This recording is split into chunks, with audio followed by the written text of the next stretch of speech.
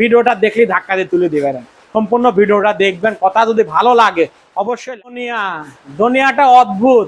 এই যে সব টাকার পাগল, ঠিক আছে? এই দুনিয়াটা হচ্ছে গা টাকার পাগল, টাকার পাগল। এই টাকাই হচ্ছে গা সবকিছু। এই যে দেখেন হেনে কিছু সামান্য টাকা, বেশি টাকা যে না, কিছু সামান্য টাকা। এই টাকায় যে কি হয়েছে দুনিয়াতে, সামান্য কিছু টাকা। এখানে মানে কথা কোনো বলার উদ্দেশ্য, সম্পূর্ণ ভিডিওটা সম্পূর্ণ দেখবেন, তাহলে পরে আপনারা হয়তো কথাগুলো বুঝতে পারবেন। আসলে ঠিক আমি বললাম যে দুনিয়াটা হচ্ছে টাকার পাগল, ঠিক আছে? টাকার পাগল এই জন্যই বললাম, কারণ দেখেন টাকা হলে সব কিছু হয়। আবার এমনও সময় আছে করে এই টাকা কোনো কাজে হয় না, কাজ দেয় না। কিন্তু এখন বর্তমান টাকারই পাগল দুনিয়া হয়েছে। টাকা দিলে পরে আইন শৃঙ্খলা সব কিছু আপনি হাতে কিনে নিতে পারতেছেন, কিন্তু টাকারই সব কিছু হয়েছে। মানে এত হয়েছে টাকার মানুষ পাগল। তো দেখেন এই টাকা আপন লোককে পর বানাচ্ছে, আবার পর লোককে আপন করতেছে এই টাকার জোরেই করে আসতে। তা আসলে আমরা সবাই খালি টাকার পেছনেই ছুটতেছি, টাকার পেছনেই ছুটতেছি। কিডা আত্ম কিডা পর এগুলি দেখতেছি নি, কোনটি লিগেল কোনটি আনলিগেল আমরা দেখতেছি না, আমরা টাকার কাছে পাগল।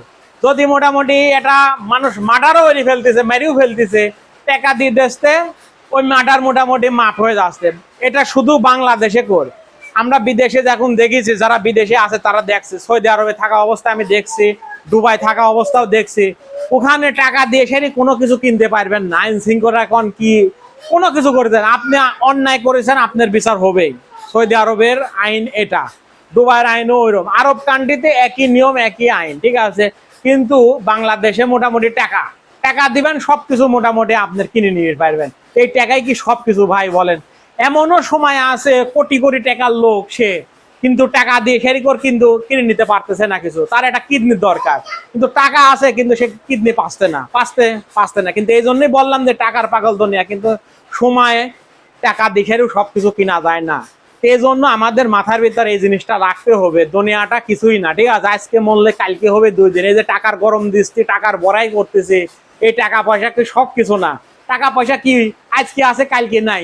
আজকে মোটামুটি ফকির, কালকে লাখপতি হইতে পারে, আবার কালকে লাখপতি ছিল সে আজকে ফকির হয়ে যাইতে পারে। এটাই দুনিয়ার নিয়ম, এটাই বাস্তব, ঠিক আছে? এই জন্য আপনাদের সাথে আমার কথাগুলো শেয়ার করা। এখন বর্তমান মানুষের কিছু টাকা পয়সা হয়ে গেলে পর এত বেশি অহংকার, যা বলার মতন না। সত্য কথা আমি দেখতেছি যা অবস্থা, ঠিক আছে?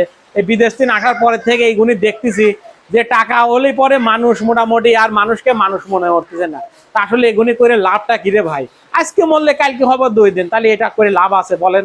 এই যে টাকার গরম দেখছি, বলতেছে টাকা দেখে তোকে গুম করে দেবো, টাকার বিনিময়ে তোকে মেরে ফেলাই হবে। এইসব কথা যে বলে এসব বাংলাদেশে, ঠিক আছে?